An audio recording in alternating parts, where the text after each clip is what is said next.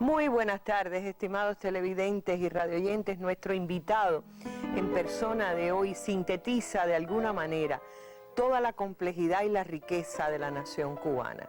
Negro y pobre, sus mejores amigos eran blancos y de clase media la mayoría. Fue miembro del movimiento 26 de julio, guitarrista antes, y sin embargo se convirtió en guerrillero del directorio revolucionario. Fue combatiente en el Escambray y luego uno de los jefes del enfrentamiento, los llamados LBC o LBCdianos, que eran los de la lucha contra bandidos. Allí tuvo que confrontar con algunos que habían sido sus compañeros de tropa durante la guerra. Y luego en África fue el legendario Moja, el uno en la guerrilla del Che en el Congo. De todas esas cosas vamos a conversar hoy, porque esta historia, que es la historia de Cuba también, la sintetiza muy bien la personalidad de nuestro invitado en persona hoy, el comandante Víctor Dreque, Moja. Los invitamos a acompañarnos para conocerlo y conocer qué piensa, qué dice, qué reflexiona sobre esta historia.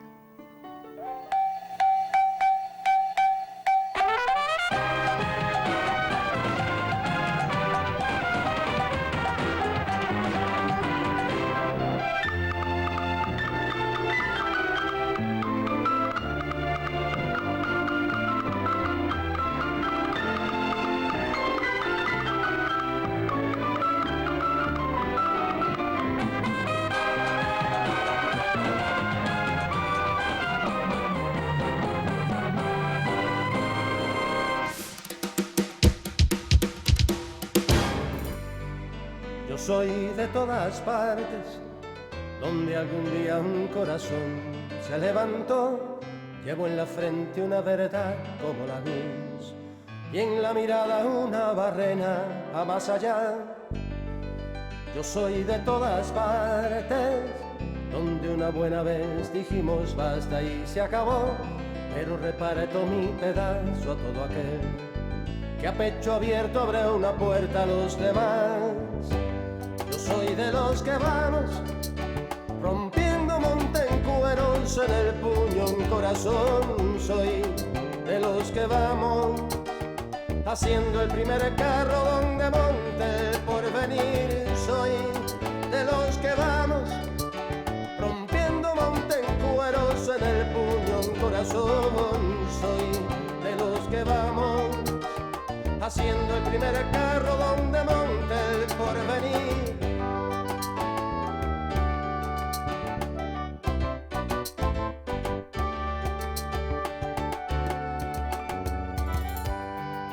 Soy de donde el sueño dejó de ser para soñar más y mejor, por rumbo nuevo, alto y sereno, con amor, con plena certidumbre de hacerlo verdad. Yo soy de donde el día... Víctor Dreque, muy buenas tardes. Buenas tardes. Es un honor tenerlo con Para nosotros. mí también, mucho placer. Tenerlo aquí. Actualmente es el presidente de la Asociación de Combatientes de la Revolución en la capital cubana. Pero, y bueno, luego explicaremos por qué Moja. Moja, que es el uno, quiere decir el uno, Sí. pero en suajili, ¿no? En Suajili. Que es la lengua de el Congo, a donde llegó la guerrilla del Che en 1965. Eso está muy lejos en la historia de cómo comienza, una historia que comienza en Sagua la Grande. ¿Usted nace en Sagua la Grande? Yo nací en Sagua la Grande el 10 de marzo de 1937, hace ya algunos años. Ya, en poquito tendrá 80 años. El pero año que viene cumpliré 80 años. Los lleva muy bien. Los lleva muy bien. Yo por ahí quisiera una fotografía donde aparece ya muy joven Víctor Dreque, que conversando antes de venir acá me decía, yo pensaba menos de 100 libras. Ahí lo tienen. Usted está sosteniendo la foto de Antonio Guitera. Esa es la foto de Antonio Guitera, que todos los 8 de mayo hacíamos una peregrinación en Sagua de un grupo de jóvenes que éramos guitarristas, que amábamos guitarra. Y esa manifestación terminaba con el atropello del ejército, de la policía, que venía a romper la manifestación. Esa es esa foto que es del año 1956, ¿no? Esa es Sí. del 56. A mí me llama la atención porque esta Sagua la Grande es parte de una región donde había un racismo muy fuerte. Y sin embargo, hay blancos, negros, mulatos, hay de todo mezclado ahí. Pero ahí está ya Víctor Dreque en la política con gente que no era a lo mejor ni su compañero de estudio o trabajo, pero era compañero de ideales. Éramos compañeros de ideales. Uno de esos compañeros que aparecen ahí nos conocimos el 10 de marzo de 1952, cuando dieron el golpe de Estado Batista.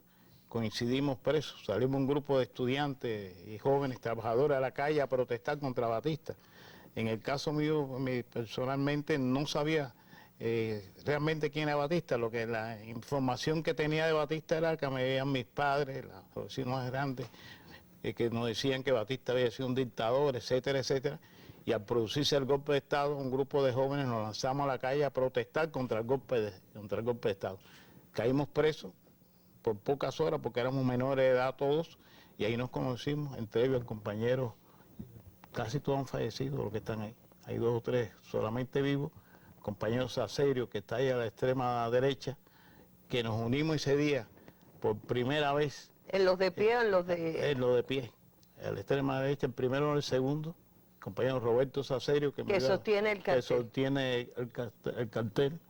Nos unimos ese día y siempre seguimos siendo hermanos en la lucha en Sagua, en la lucha en el Escambray, en la lucha contra bandidos y hasta su muerte. Yo decía que esta es una de las complejidades porque en esa zona había mucho racismo en esa época. De hecho, yo quiero que después hablemos de la soga y de otros episodios de su vida. Pero hay un episodio en la vida de Víctor Dreque que se ha convertido en leyenda en esa región. El hombre que salió del escaparate. ¿Cómo es? Vamos a contarle un poquito, porque estaba en todo lo que se armaba revolucionariamente. Todo lo que fuera rollo contra Batista estaba. Ahí estábamos siempre. El escaparate ya fue casi al final de la bronca que podemos llamar de la lucha clandestina, ¿no? Porque yo me incorporo prácticamente a la lucha clandestina el mismo 10 de marzo, que cumplía yo exactamente 15 años en esa fecha. Pero bueno, después se crea el movimiento 26 de julio, participo como jefe de acción y sabotaje de una o 2 ceros del movimiento 26 de julio, y hacemos varios sabotajes, varias acciones revolucionarias. El ejército y la policía comienzan a perseguirme, a buscarme por todos los lugares, y llega un momento en que prácticamente cogen a un compañero nuestro, que lo golpean brutalmente, lo hacen hablar. El compañero tiene que hablar y habla de varias personas, y por supuesto dice que yo soy el jefe de ese grupo de acción y sabotaje, que habíamos hecho varios sabotajes. Y entonces salen a perseguirme. Logro escaparme porque hay un compañero que me avisa, dice fulano y tal, me dice Oropesa, que era un compañero nuestro, me dice Oropesa está preso y fulanito está preso, me dan el nombre de 2 compañeros presos, sé que entonces salgo de la casa. Yo vi en aquel momento en un lugar que se llama Luz Caballero, se llama la calle, frente al río Sagua, cerca del Puente del Triunfo, que es el símbolo de Sagua la Grande. En un cuartico con su mamá. En un cuarto con mi mamá, un cuartico pequeño, porque no tenía ni baño, no los baños fuera. Ni donde esconderse. Ni donde esconderse. Salgo, y cuando salgo miro para un lugar para el otro y veo una bicicleta, me monto en esa bicicleta, no sé de quién es, hasta ahora no la he devuelto, ni me la han cobrado tampoco. Me monto en la bicicleta y salgo para Pueblo Nuevo. Pueblo Nuevo es el barrio donde yo había nacido, en la calle Agramonte, número 30, en una zona que inclusive conocí a un congolés que se llamaba Chiquirile, decíamos, un viejito congo allí, en un lugar que se llama Cunalumbo, que es un centro de creencia en Sauca, que era a 2 cuadras de mi casa prácticamente. Entonces salgo a esconderme en casa de mi tía, pero no me acordaba de que uno de los muchachos que cae preso había estado en una ocasión en ese lugar. Y al poco rato de estar allí, veo que vienen 2 jipes del ejército, y entonces salgo huyendo, brinco varias cercas, y logro esconderme. Me esconden en una casa de un primo mío, hasta por la noche. Ahí estoy 2 días escondido en esa casa, hasta que hago contacto con el 26 de julio, se enteran y deciden sacarme de ahí. Yo en aquel momento estaba trabajando con una mueblería que decían los hermanos Arias, como aprendí de carpintero ebanista. Y aprovechan en un camión donde movían los muebles, y le llevan un juego de sala y un juego de cuarto al lugar donde yo estaba escondido, como que se lo vendieran. Era una casa que todavía existen esas casas en Sagua, pegada pared contra pared de madera, que se oye todo lo que se dice.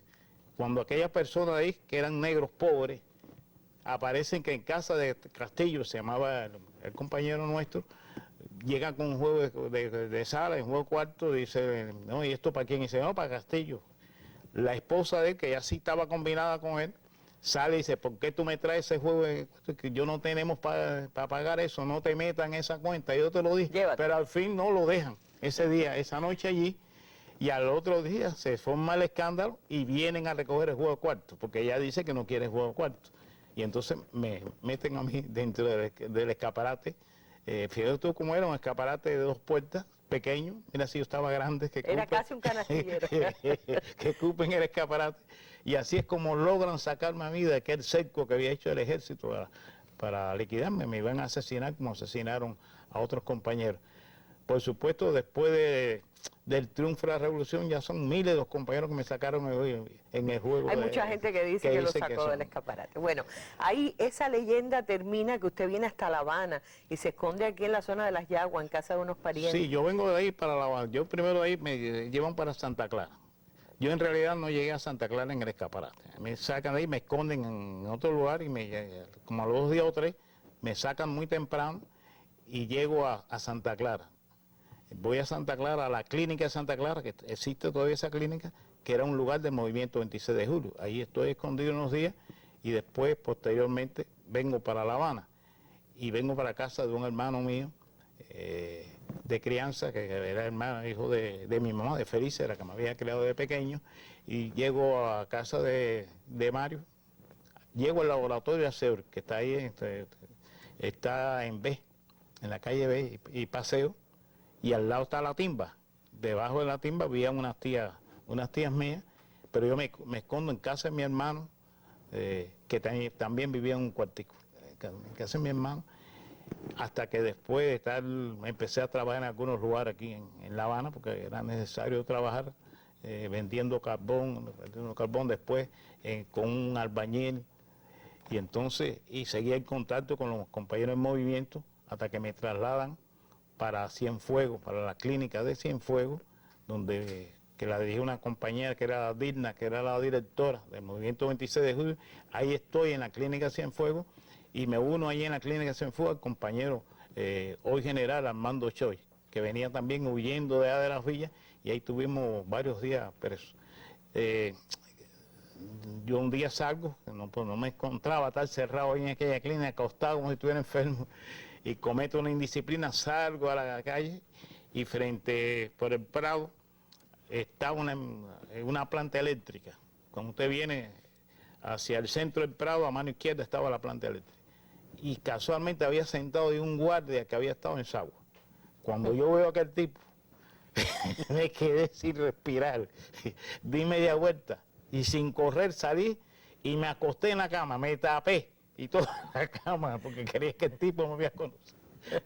Y ahí estuve hasta que fue uno de los dirigentes nuestros a buscarnos allí en aquel momento, que era el dirigente del movimiento de una provincia. Ahora, usted sube al Escambray por el 26 de julio Sí. y termina la guerra siendo combatiente del directorio revolucionario. Sí. Eso tiene sus complejidades. Quienes Sí. han estudiado la historia de Cuba saben las tremendas complejidades que tuvo el directorio en el Escambray en particular y cómo fue incluso fuente de lo que sería después tanto muchos revolucionarios como contrarrevolución.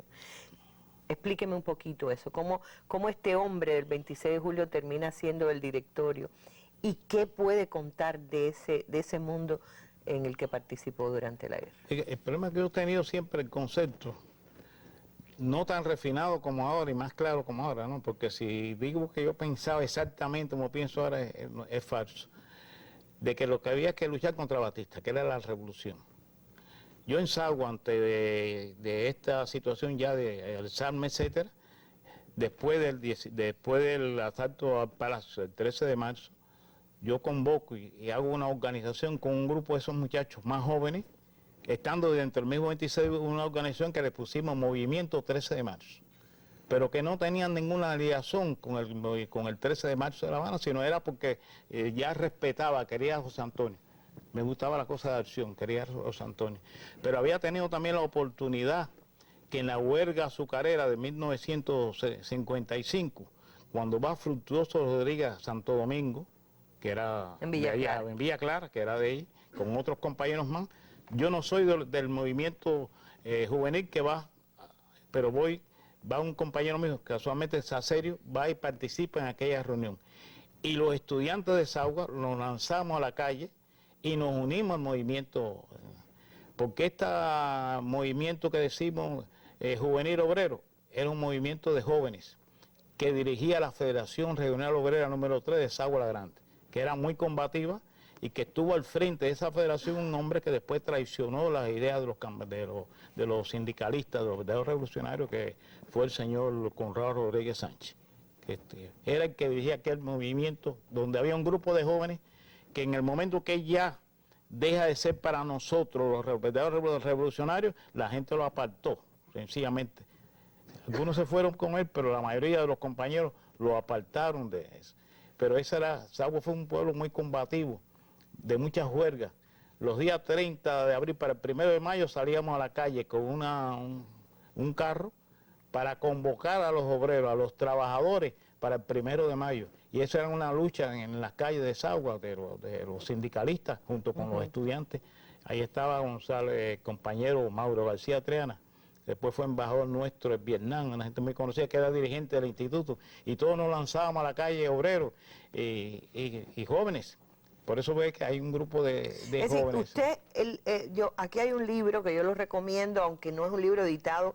Esta edición es de Pathfinder, una editorial norteamericana de los comunistas norteamericanos de la Sierra del Escambray al Congo, en la vorágine de la Revolución Cubana, Víctor Dreque.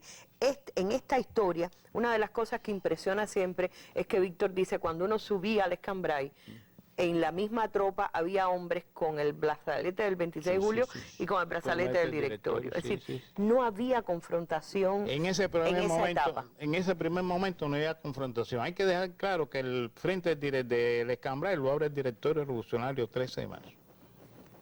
Y dentro de ese frente está Gutiérrez Menollo, que había llegado allí, mandado por la dirección del directorio naval, por el compañero Faure, que era el principal jefe de ese movimiento, lo envía allí. Después vinieron las traiciones, todas aquellas cosas, que llega un momento en que nos separamos todos. Pero cuando nosotros llegamos al Escambray, subimos por el 26 de julio. Claro. Participamos junto con los compañeros de Bordón en varias acciones con el compañero Víctor Bordón. El comandante Víctor Bordón Machado. Que es 26 de julio. Que es 26 de julio. Pero en una de las acciones que se da, hay un grupo de compañeros del 26 de julio que lo designan para ir a una acción combativa con el compañero Tony Santiago, comandante Tony Santiago, que era el directorio revolucionario del 13 de marzo. Y nos gustó la forma del trato, de la combatividad de Tony, y además viendo que yo procedía también de los estudiantes, me fui con él. Porque que era guapísimo, Tony. Tony era muy valiente. No tenía nada que ver con esa área de los que llamaron Comevaca y que fueron traidores a la revolución. No tenía que. ¿Qué pasa? Que ahí hubo un momento en que estaban ahí.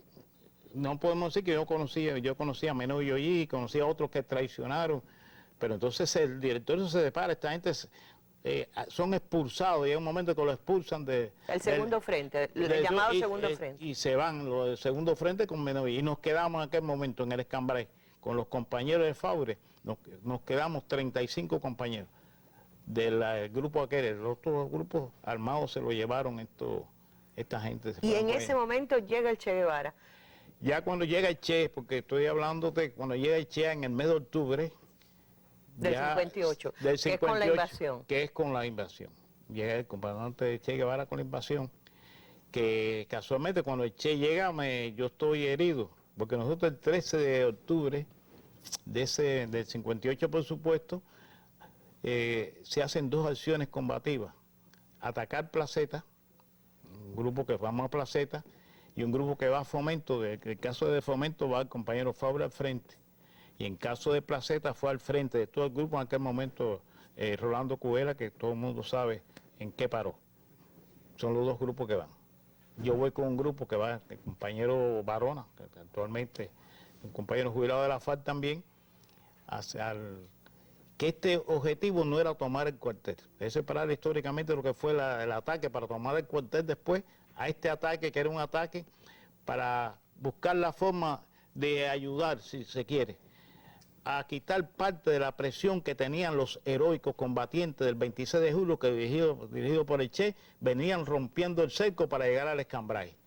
Con la noticia de que eso está sucediendo, Faure decide hacer dos acciones armadas con las pocas armas y pocos proyectiles que teníamos en dos lugares clave, la carretera central, Fomento y Placeta. Un domingo, bajo un aguacero terrible. Pueden buscar la historia para que vean que era domingo y había un aguacero terrible. ¿Y ahí es donde lo hieren a usted? Ahí es donde me hieren. Pero bueno, la herida es una herida que eso no Dos tiene, heridas. o dos heridas, pero no tenía significado ninguno.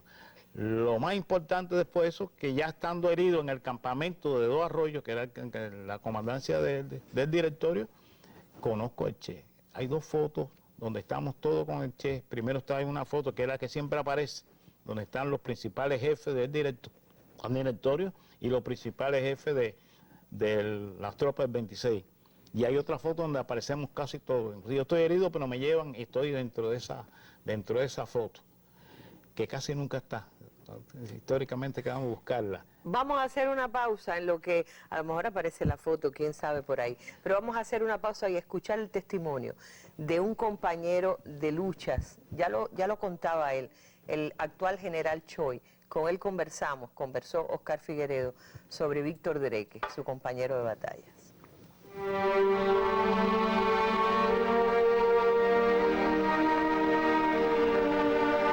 El día 9 de mayo de 1958 nos incorporamos a la fuerza del comandante de Víctor Bolón, que eran menos de 20 hombres, pero que ya estaba creado el frente del 26 de junio en Las Villas. Entonces, que en primer lugar, la modestia de él. Veréis que es un compañero extremadamente modesto.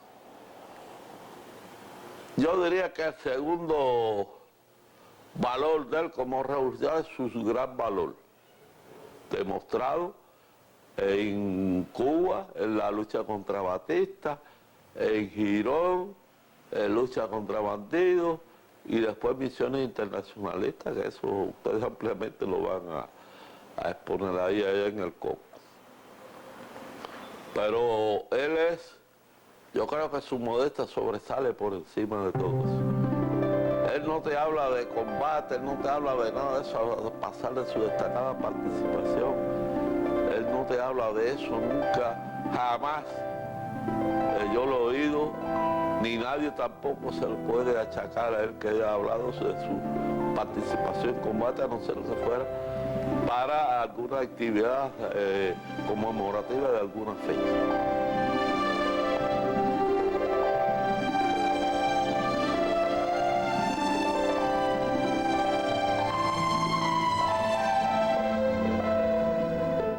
Estábamos viendo el testimonio del general de brigada, Choi. Armandito Choi, sí, Armando somos Choi. muy compañeros.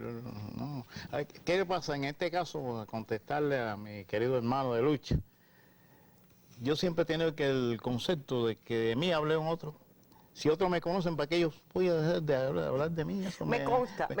Empiezo a darme lija ahí eso y entonces no me hablen de mí. Si hay otro que con hablen él de mí. en un viaje en la Argentina junto con Pombo y prácticamente todas las narraciones se las dejó a Pombo porque no quería hablar de sí mismo. Pero quiero que me cuente cómo llega esa tropa del Che a Las Villas, cómo es el encuentro en el Escambray, esas anécdotas que hay por ahí. ¿Cómo conoce Víctor Dreque a Ernesto Che Guevara? La primera vez, ¿cómo es? Bueno, primeramente esta tropa llegó al Escambray de verdad destruida, con una moral muy alta, pero físicamente muy mal, porque había una odisea.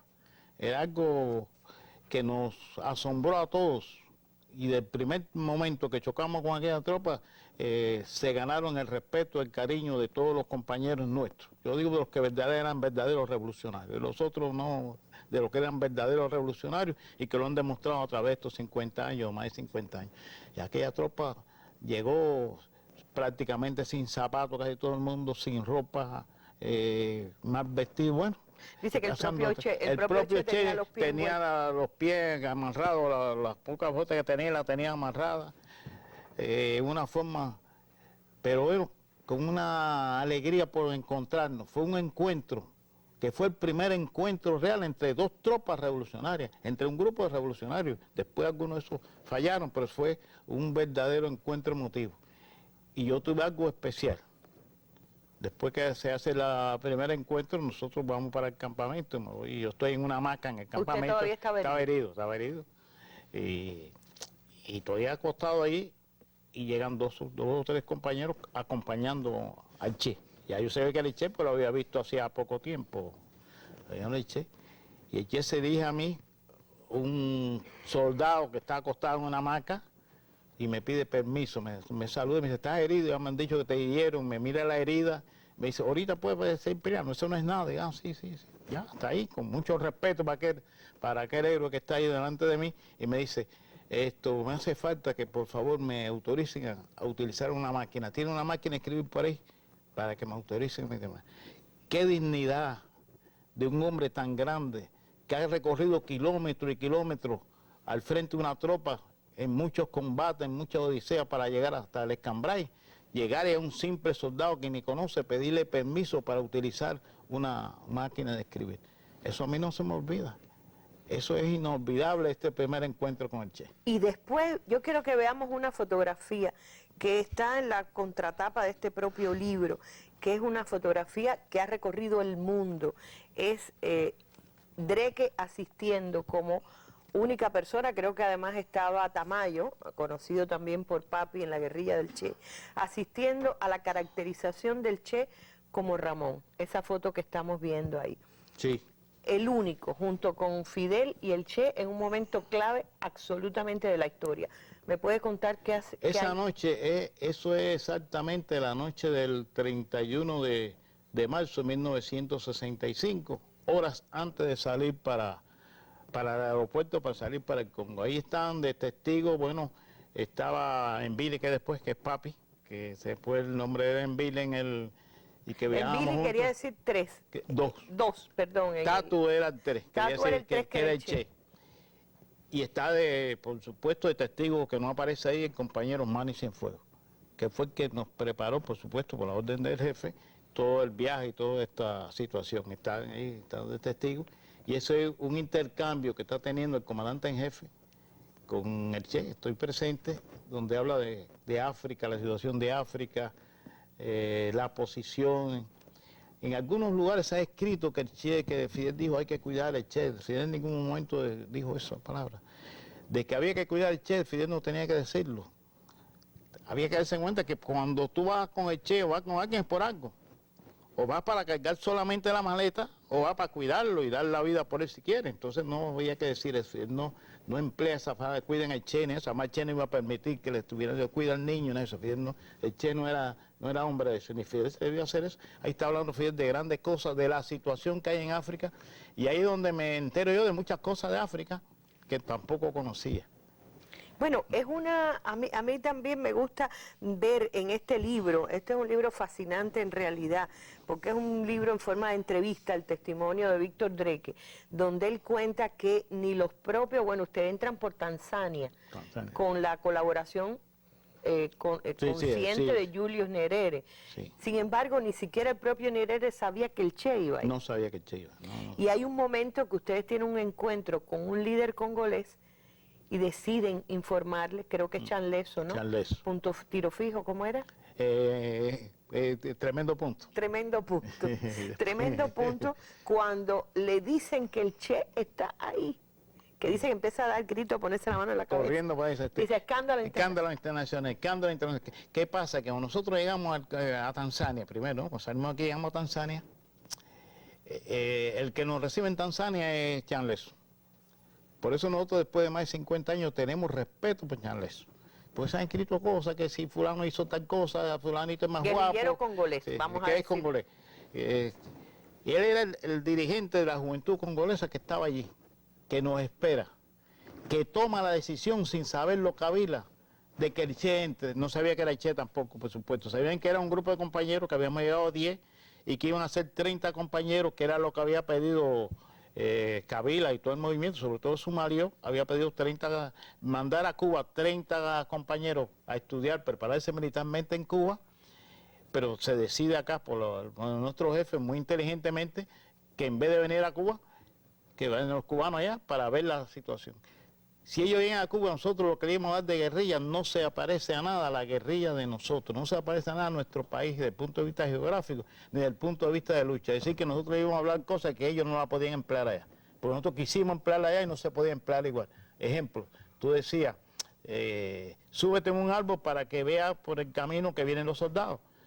En África tú no puedes hacer eso, porque te subes a un árbol y hay un árbol más grande, y que tú no ves la carretera desde arriba un árbol, que es una forma de observación que hay en la fuerza que hicimos nosotros en la guerrilla.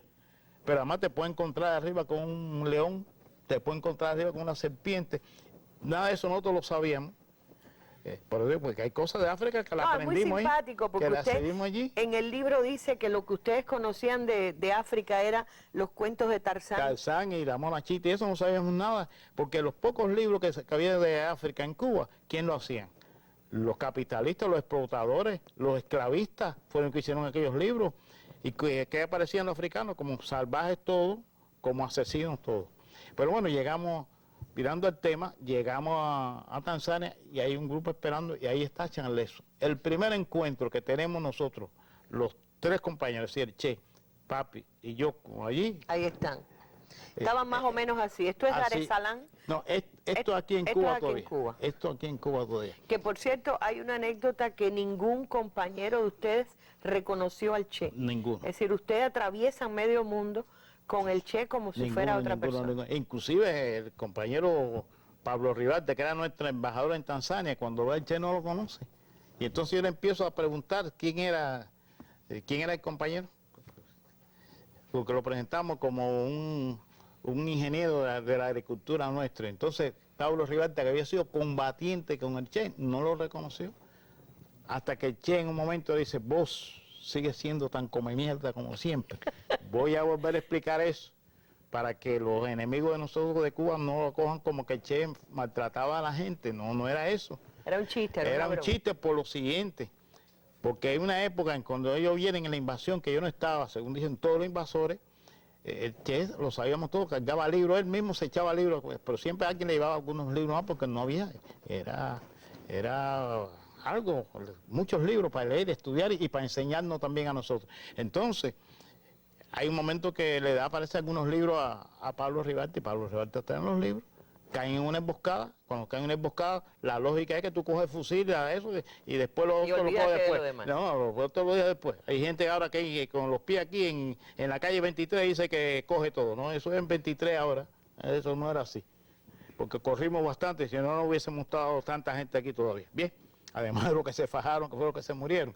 Entonces cogen se van y siguen, pero llega un momento que parece que hacen un descanso y el Che pide sus libros. Y el libro que pide el Che, que traía Pablito, y Pablo Rivarte le tiene que decir, no, en los libros no lo dejé. Y entonces el Che le dice 2 o 3 cosas, seguro, porque es lógico. Y entonces cuando el Che le dice esa frase, que nada más que la hace en Dar es Salaam, en que ya es el embajador nuestro, aquel negro de 6 pies en el aeropuerto casi empieza a llorar. A llorar porque se ve que el Che, cállate, porque además estábamos en el aeropuerto en una esquinita nosotros 3. Nosotros 4. Cerca de nosotros había 2 compañeros que después nos enteramos que estaban ahí, que habían ido desde el Cairo en el mismo avión, pero que no sabían quién era nosotros. Éramos 3 gente que íbamos para allá. Ellos no sabían quién era, que el compañero Colma, que ya falleció, y otro compañero más, pero que no sabían que éramos nosotros, y mucho menos que era el Che. No sabían ellos, no sabían nada. Después de eso la gente hablaba, pero no sabían nada. Y entonces había que tener cuidado, ¿no? Y entonces eso fue una de las impresiones que tuvimos allí, que nadie conoció al Che. volamos en el vuelo que salimos nosotros de aquí. Iba Van Güemes, ¿se acuerda? El periodista que hacía muchas entrevistas y que había entrevistado a Che, y coincide, que coincide que iban en el mismo vuelo. Nosotros vamos en un asiento así, que van 3 asientos. Y en la otra izquierda va él leyendo. Y el Che va ahí, él no lo conoce. Pues vamos juntos, pueden buscarlo en la historia si no salimos en el mismo vuelo. Aquí una foto histórica. Esta es exclusiva. Creo que es primera vez que se publica. Primera vez que inclusive en el libro. Primera vez que yo la veo casi. ¿Verdad? Yo la vi los otros días. Hay varias fotos estas que me las hace llegar después el hijo de papi, que está vivo, el hijo de papi. De Tamayo, que me hace llegar esta foto. El Che nos da ese documento, que para mí es un documento importante. Yo leo el documento. Es decir, que el Che en ningún momento ocultó nada. Por eso hay alguna gente que dice que cuando se publicó la carta al Che se rompió las cosas, que si Fidel hizo, no. Los compañeros que fuimos con el Che, estábamos conscientes que además con el Che, cuando la gente llegó, a nosotros nos lo dijo aquí, en Cuba, a los dos que salimos con él. Bien, sobre todo a mí, porque papi siempre andaba con el Che en las cosas más peligrosas que había. No, porque en nombre de que estuvo con él en Bolivia, Benigno, que ya murió, pero que ya se sabe cuál fue su final, escribiendo contra la historia misma del Che, había dicho que abandonaron al Che pero que cuando oyó que Fidel leía su carta de despedida sintió que estaba abandonado. Y un poco Benigno no estaba ahí, Benigno no fue. No, lo primero que hay que dejar claro que Benigno nunca estuvo con nosotros ni en el entrenamiento, nada. Benigno cuando dijo algunas cosas, y yo leí el libro que le hicieron al señor Benigno, hay que decirle señor, él coge noticias de cosas que pasaron en el Congo. Como era la característica de Che, que llegaba alguien nuevo y entonces, estando nosotros en Congo, le explicaba las características, los errores que habíamos cometido, etcétera. Me imagino que él se prepara aquí con otro grupo de compañeros que había estado con el Che, como era Papi, Villegas, otro grupo que sabía que sí había estado allí, y el Che pone de ejemplo los errores que habíamos cometido nosotros como cubanos, etcétera, etcétera, y él coge muchas de aquellas cosas y las guarda. Y cuando tú lees el libro, si no estás claro, te confunde y crees que él estuvo. Él no estuvo. Inclusive dice en una parte del libro que el Che salía, ¿cómo el Che va a salir? Va a romper el cerco del Che, de salir por el Tanzania, ir allá aquí, Goma. La moral del Che no le daba a salir nada. Inclusive el Che se enferma ahí grave y dice que no sale. El Che le dio ahí paludismo que da en los primeros días. Con asma. Paludismo con asma. Ustedes creyeron que moría. Creíamos que moría, que yo estaba feo. Y ni aún así decidió. Le dijo que él no salía y yo estaba con una situación un poco compleja. Pues yo no podía dejar morir al Che, por principio. Pero tampoco lo podía obligar a salir en un momento determinado. Había que tomar una decisión. En aquel momento con el Che. ¿Y la decisión fue? Bueno, tratar de curarlo y al final empezó él mismo a revivir. Pero el Che perdió el sentido, se quedó. Otra cosa que se ha querido utilizar mucho contra la experiencia de Cuba en África es cuando el Che escribe que esta es la historia de un fracaso, refiriéndose a la guerrilla en el Congo. Y usted en este libro dice que si el Che viviera hoy, las valoraciones quizás serían diferentes. Y usted mismo hace una interpretación, digamos que no contradictoria con el Che, sino diferente. Sí, porque han pasado los años y se ha demostrado. Realmente creo que esta no es la historia de un fracaso, sino una experiencia. La historia de una experiencia que nosotros no conocíamos en África. La información que había en África no era la más exacta. No podemos decir que los compañeros que fueron engañaron. Este es el grupo. Este es el grupo de los que entramos primero. Este es el grupo nuestro. No quiere decir que engañaron al Che. No, que ellos tampoco conocían. ¿Qué se dio allí? Que cuando llegaron los compañeros que hicieron la exploración, que algunos están vivos, hay uno vivo, que está un gran compañero nuestro, que está aquí en Cuba, y además es cubano, hacen la exploración, ven un grupo de armas, que es verdad que tienen armas, ven un grupo de compañeros vestidos, todos los negros son bastante parecidos, no son iguales como dicen, yo tengo conceptos distintos, pero bueno, hablándote en aquel momento, vieron aquel grupo de negros armados. Llegaron ahí, bueno, hay negros armados por acá, hay negros armados por allá, mil por acá. Jamás te dicen mil, barracas, todas esas cosas, que las vivimos nosotros. ¿Qué pasa? Que nosotros logramos con las acciones tal y ver lo que realmente tenían los compañeros, porque estaban los congoleses y estaban los ruandeses. Entonces no es un fracaso, sino una experiencia de cosas que nosotros no conocíamos, y creo que la valoración de Che hubiese sido distinta. ¿Qué pasa? Que Che a los negros decía negro, él no andaba con término medio. Parece más clarito, parece más negrito, no nos perdimos, casi, no, y Che no andaba, te decía sí o no, pero además tenía la experiencia y la moral de trabajo y de lucha, que cuando se equivocaba te decía, me equivoqué, tú tenías la razón.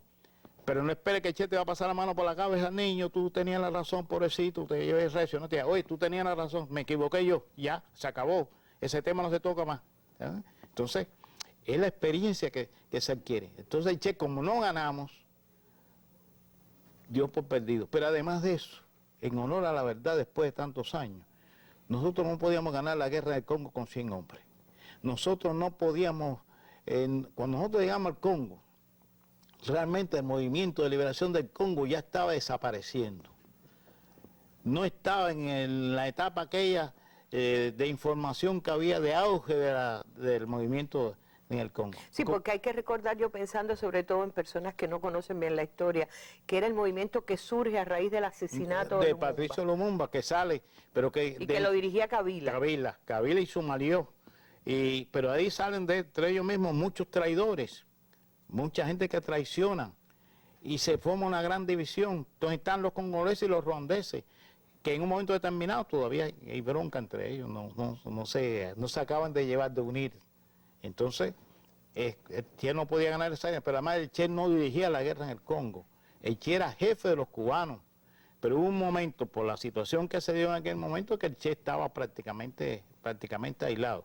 No lo maltrató nadie, jamás lo respetaban. Y sin embargo nunca quiso irse. Pero nunca, si en el momento más difícil de salir, el Che no quería irse. El Che nos manda a buscar, seleccionar 15 hombres para quedarse con él. Y yo le digo, usted se va. Y entonces la única vez, pueden leer la historia del Che, me dice, no, acuérdate que el jefe soy yo no me voy. Tú te quedas, pero yo me quedo también, yo no me voy. Pero nosotros queríamos que él saliera. ¿Pero por qué queríamos que saliera? Porque ya el movimiento de liberación ha planteado que se acabó la guerra. Han planteado que hay que dejar que los congoleses, los africanos dijeron en sentido general, pero en este caso el Congo, resolvieran su problema interno ellos mismos, sin que hubiese nadie extranjero. Sencillamente tuvieron el apoyo de la Organización Internacional de África. En aquel momento todos apoyaban que saliera todo el mundo. Por supuesto que salimos los cubanos, pero no salieron los belgas se quedaron. Pero los cubanos salieron ahí con su fusil en la mano, salimos en San Francisco de combate. No salieron con salimos bandera blanca. Con bandera blanca ni pidiendo permiso. Y el Che tuvo la firmeza de esperar. Y nuestro comandante jefe Fidel Castro en ningún momento abandonó a Che, ni Raúl Castro, en ningún momento abandonaron a Che en nuestras tropas. Hay momentos que quizás faltó alguna comunicación. ¿Por qué faltó alguna comunicación? Porque es muy bueno juzgar eso después de 50 años, cuando hay teléfonos celulares, hay no sé qué, hay no sé cuánto, que hay comunicaciones. Con aquella no había comunicaciones, porque la única planta que se montó y la montó Cuba con los compañeros, con Rumbay, un grupo de compañeros comunicadores nuestros, y la otra planta estaba en Tanzania. No era fácil la comunicación con Cuba. Yo me atrevo a hacer una interpretación a partir de lo que usted escribe en este libro, lo que le responde a María Alice Ward, que la mayor prueba de que no fue un fracaso África es que Cuba no abandonó a África tampoco. Jamás la abandonó. Pero usted además, volvería después al frente de un grupo a Guinea-Bissau. No, y otros más. Recordamos que el día que Che se despide de nosotros, que fue una despedida muy dura, ¿no? Te puedo decir que una cosa compleja. Te sientes alegre que regresa a tu país, pero te sientes triste dejar a Che, dejar a los compañeros. Y Che lo que le dice a los compañeros en el banco, cuando él ya se va a separar de nosotros, fue la última vez que lo vi, nos dice, recuérdense que aquí dejamos 6 compañeros muertos. Cuando ustedes en Cuba estén en diciembre, porque fue el 22 de noviembre cuando salimos cuando ustedes en Cuba estén saboreando el puerquito, que es muy rico, hay que hablar claro, si no se habla. Recuerden que aquí dejaron la sangre de 6 compañeros. Esperamos que ustedes jamás se olviden de África. Nos veremos con algunos de ustedes en otra parte del mundo. Esa es la despedida que el Che le da a su columna. Eso nosotros no lo podemos olvidar. Y esa es la despedida que algunos de nosotros juramentó estar defendiendo por los principios de Che, por los principios de Fidel, de Raúl y de Almeida, defendiendo a África, que alguna gente no lo entiende y dicen, no, sí, pero si hace 50 años. Pero además de eso, hay un combate que se habla mucho, que es el combate de Front de Force. Nosotros perdimos 4 compañeros en Front de Force, es verdad, por errores de información. No sabían lugares, en vez de nosotros hacer la emboscada, caemos, la gente nuestra que fue a la emboscada cayó en la emboscada. Es donde mueren los primeros 4 cubanos. Pero fue uno de los combates en África que más bajas se le causó al enemigo, no dicho por Víctor Dreque Moya, no, es dicho por ellos mismos, por la información de ellos, de cuartel de fuerza. Lo que nosotros como cubanos, perder 4 compañeros, reforzamos la crítica de la pérdida de los compañeros y le hemos dado un auge a la pérdida en front de fuerza como si hubiese sido la debacle de los compañeros en África. Eso no es verdad histórica, eso no es la verdad. Y el Che después se da cuenta, pero bueno, el Che era así. No ganamos la guerra, la perdimos, pero nosotros no dirigíamos la guerra en el Congo. Pero no salieron derrotados. Pero además de eso, cuando se llegó acá, la información que dábamos todos nosotros, que nuestro comandante en jefe y Raúl fueron, nosotros veníamos, en la verdad, no sabíamos, te digo la verdad, cómo llegar. Decíamos, voy a decir yo, ¿qué decimos a Fidel? Cuando nos despedimos en Tanzania, en Kigoma, el Che decide, se va con papi, llega y 2 o 3 compañeros más, y me dice a mí que vuelva con la tropa. Dice, coño, ¿cómo yo llego a Cuba? ¿Qué le digo a Fidel? Me dice, ve. Porque vino, Aragonés venía con nosotros, pero el que conocía realmente, así tengo que hablar de mí dolorosamente, donde era la tropa, porque fui que la formé aquí, y fui que llegué con el Che allí, y estaba mucho tiempo con la tropa allí, y conocía a los compañeros. Entonces, ¿qué le decimos a Fidel? Pero Fidel nos recibió y no nos castigó. Al contrario, nos dio un voto de confianza. Y oyó la explicación de cada uno de los compañeros, cómo habían sido los combates, cómo habían sido toda esta situación. Siempre hay en los grupos alguien que dice cosas. Hay un momento que alguien dice, no, pero no sé qué, esto se lo dijeron a Che o no se lo dijeron. Y dije, me recuerdo ahora, lo que yo no haya sido capaz de decirle al Che, por 2 razones, por incapacidad o por cobardía, jamás lo voy a decir. Ahí están, ahí vivo hoy todavía de que yo dije aquello. Jamás lo voy a decir, porque jamás lo habíamos hablado con el Che. Mira, un momento que el Che insistía. Yo un día estoy enfermo, tenemos fiebre y me baja el Che y se sienta, me dice, ¿qué te pasa? ¿Qué tú? Digo, no, porque yo, dice los compañeros, siempre me movía para acá y para allá. Bueno, usted lo oiga. Dice el Che, digo, no, que me siento mal, me hace y me todo. Dice, coño, si estás volando en fiebre, hace 2 días que no te voy a comer, estoy enfermo. Yo no le había dicho que tenía paludismo, me había cogido el pan por 3ª o 4ª vez, ni sé. Y entonces empezamos a hablar. Le digo, coño, yo lo que entiendo es que usted no tiene que estar aquí. ¿Cómo yo? No, nosotros nos quedamos, usted no tiene que estar aquí. Le quiero explicar al Che lo que el Che sabía más que yo. Pero sí tenía que estar, porque era la moral de la moral de la tropa, para siempre. Vamos a repasar. Vamos a repasar y vamos a volver, no hemos terminado. El álbum de Víctor Dreque en África y un testimonio que quiero que nos ayude a cerrar lo más humanamente y cercanamente posible a la vida de este hombre que nos acompaña hoy en persona. Víctor Dreque, Moya, yo he dicho Moja, realmente... Se escribe Moja. Se escribe Moja, pero es Moya, que quiere decir uno, el hombre que acompañó al Che junto a otros combatientes inolvidables en el Congo.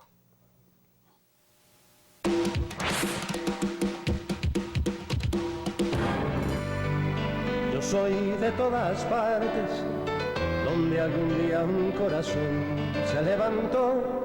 Llevo en la frente una verdad como la luz y en la mirada una barrena a más allá.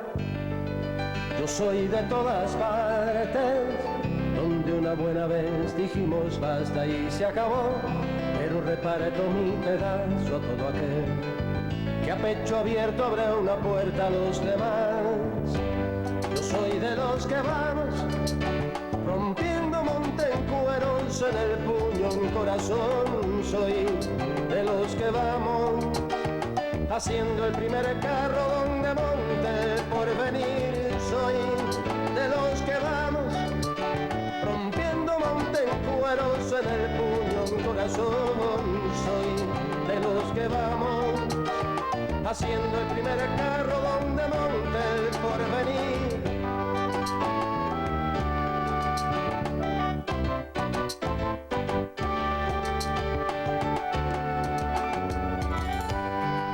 Yo soy de donde el sueño dejó de ser para soñar más y mejor, por rumbo nuevo, alto y sereno con amor, con plena certidumbre de hacerlo verdad. Yo soy de donde el día definitivamente se afincó en la realidad, con nubarrones y tormentas por llegar, pero seguro que no habré de regresar. Yo soy de los que vamos rompiendo monte en cueros en el puño un corazón, soy de los que vamos haciendo el primer carro donde monte el porvenir, soy de los que vamos rompiendo monte en cueros en el puño un corazón, soy de los que vamos. Este libro se puede convertir en una película. Hay tantos libros que algunos han convertido en películas contando con otros dineros. Y entonces como avergonzándose de la epopeya cubana en África, que debe ser el mayor orgullo de este país, digo yo. No sé cómo usted lo ve. No, yo creo que sí, y para los que mayor participación, y sobre todo tenemos que tener un respeto inmenso por los compañeros que cayeron en África, luchando en África. Además fueron un territorio que no conocíamos, a defendernos eso con los principios, que ese ejemplo nos lo dio Fidel. Y creo que luchamos ahí con algo que no pudimos resolver, que era la unidad. El Che llegó a África con la idea de conseguir lo que se había conseguido en Cuba, en la unidad. Porque podemos decir que hoy existimos y existiremos por la unidad revolucionaria de todos los verdaderos revolucionarios. A pesar de que hablamos al principio de los problemas en las villas, etc. Pero bueno, hubo una unidad. Todo el mundo al final, los verdaderos revolucionarios decían estar con Fidel, lo que diga Fidel lo hacemos. Y aquí los que nos conocemos, que tenemos cierta edad, sabemos que había personajes aquí en nuestra revolución, que no era cualquiera, tenía que ser Fidel o Raúl, que no era cualquiera que podía pararse a ese personaje delante, pero dijeron no, lo que diga Fidel. Y hay algo que a mí me suena todavía, que en el estadio del Cerro, caballero, en el estadio del Cerro, cuando la intervención de los centrales y todas aquellas cosas grandes, el discurso de nuestro comandante en jefe, que Fidel pierde la voz. Hay algo que hay veces que uno no lo interpreta bien o no lo interpretaba bien en aquel momento. El reclamo del pueblo aquel que estaba allí, que todo el mundo empezó a decir Raúl, Raúl, Raúl, cuando Fidel perdió la voz. Nadie llamó a otros dirigentes para que fuera a la tribuna. La gente llamó a Raúl Castro, porque reconocía a Raúl Castro no por hermano de Fidel Castro, sino por la vergüenza, la dignidad, el coraje, la actitud de Raúl Castro históricamente. Eso hay que decirlo, porque no porque sea hermano de Fidel. Hay otra cosa que alguien me decía, te lo voy a decir que Anita me decía ahorita, porque en estas discusiones siempre me dicen, ¿por qué usted es revolucionario? ¿Por qué usted se volvió revolucionario con esto mismo que tú dices? Piénsalo un poquito para que me lo diga después que oigamos, porque no quiero que termine nuestro encuentro sin escuchar lo que piensa la mujer que vive, que acompaña, que más que esposa, es la compañera de luchas actualmente, la doctora Ana Morales, sobre Víctor Drecke. Y entonces me va a decir esas palabras finales porque me gustaría terminar la mesa con eso.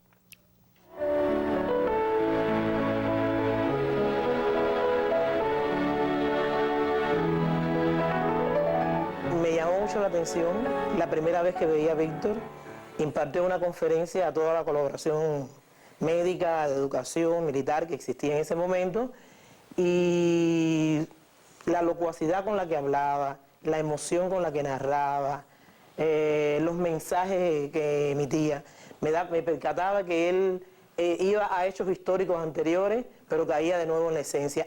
A mí me gusta en lo personal mucho la historia también. Y eso me llenó de motivación. Te puedo decir honestamente que Víctor es un hombre muy sencillo, de una modestia maravillosa, no es rencoroso, es cariñoso, muy familiar. Es amigo de sus amigos, es familia de su familia. Tiene 4 hijas, pero te puedo decir que son las biológicas, pero tenemos muchos hijos adquiridos. Yo no tuve niños, no tuve hijos, pero me siento también madre de esas muchachitas. Él cocina, él friega, él me ayuda en todas las tareas de la casa, en medio de sus limitaciones de tiempo por las responsabilidades que tiene. O sea, somos un equipo que yo te puedo decir que tenemos elementos comunes en nuestros caracteres. Y entonces eso ayuda a que el equilibrio y la relación se mantenga. Muy comprensible en todo y por supuesto yo también con él. Lo apoyo en todos los elementos que yo pueda apoyarlo. Esta foto, como ustedes lo ven ahí, está muy jovencito. Fue una foto que se tomó en el momento en que se hizo el cambio de los grados militares. Él fue nombrado comandante del Ejército Rebelde en un momento determinado de su trayectoria y cuando en Cuba se deciden cambiar los cargos, pasa a ser coronel de las Fuerzas Armadas Revolucionarias. Esa foto es muy llamativa, le gusta mucho a todos los amigos que vienen acá y bueno, una foto muy elogiosa porque están en ella nuestro comandante en jefe y nuestro general de ejército, hoy presidente de la República de Cuba, Raúl. Muy linda. A mí me gusta mucho, yo la disfruto cada vez que la miro. El cariño de los africanos por él es maravilloso. Él tiene el nombre de Moya a partir de la misión que hizo con el Che al Congo-Kinshasa, pero sin embargo, en el resto de los países de África donde él ha visitado, le mantienen ese nombre como, pudiéramos decir, su nombre correlativo. De hecho, hay muchos muchachos en Guinea-Bissau, sobre todo, que tienen como nombre Moya.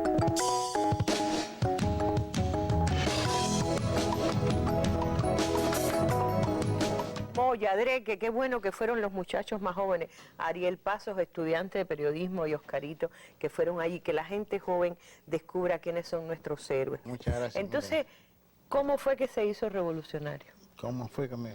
Bueno, me pregunta, yo quería hablar de una foto, salió un momento ahí, Sí. que aparezco con la mano, ¿no? Levantada. Eso fue en Miami. Nada menos. Eso fue en Miami cuando un grupo de contrarrevolucionarios empiezan a gritar abajo Fidel, abajo Raúl, y que por supuesto nosotros no podemos permitir eso, como van a gritar abajo Fidel. Esto es en el año 2002, en el año si no es 2002. ahora. Tuve que pararme allí y empezar a gritar viva Fidel, viva Raúl, viva la revolución, y con nosotros se pararon los compañeros, Anita que estaba, los que estaban en la tribuna, y se pararon los compañeros del grupo De la brigada Antonio Maceo allí a respaldar aquello. No podíamos permitir que hablaran más de la revolución delante de nosotros. Había que matarnos allí en Miami, si era necesario. Y siempre me preguntan por qué me volví revolucionario, sencillamente por 3 palabras, sencillamente. Primeramente por ser pobre, por ser joven y por ser negro. Las 3 condiciones. Las 3 condiciones que me hizo ser revolucionario. Y por ser cubano, un gran cubano. Gracias, Víctor. Nos quedan Gracias cosas por hablar, porque fue muy lindo la acogida que le dieron en los Estados Unidos los jóvenes negros Los en negros, Atlanta sí, y en sí, otras sí, partes, en Washington, en Nueva York. En la Florida, ¿dónde si no? Bueno, ahí estaban los viejos refugiados del terrorismo anticubano, pero allí gritó usted viva Fidel, viva Raúl, para siempre. Gracias a ustedes. Gracias. Gracias. Y gracias sobre todo. Creo que las conclusiones, como diría Reinaldo Taladrila, pueden sacar nuestros propios televidentes y radioyentes. Un hombre que no importa del color que es, de la procedencia social que es, siempre luchó por unir, y cuando tuvo que callar incluso lo hizo por la unidad. Entonces coincide con Raúl que esa es la columna vertebral que sostiene a la revolución. Sin eso no somos nada. Dreque. Gracias a ustedes también, muchísimas gracias. Hasta un nuevo encuentro en la Mesa Redonda y espero que hayan disfrutado este encuentro exclusivo en persona con Víctor Dreque, el legendario Moya de la guerrilla del Che en el Congo.